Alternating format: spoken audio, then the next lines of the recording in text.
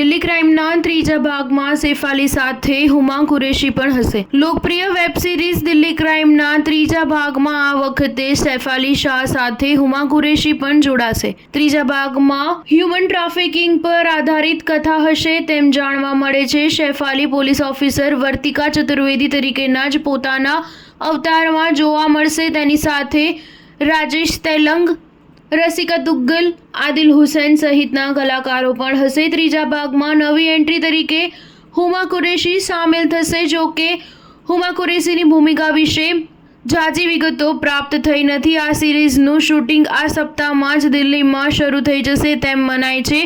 મેકર્સના plan અનુસાર આવતા વર્ષની મધ્ય સુધીમાં ત્રીજો ભાગ OTT પર રિલીઝ કરી દેવામાં આવશે।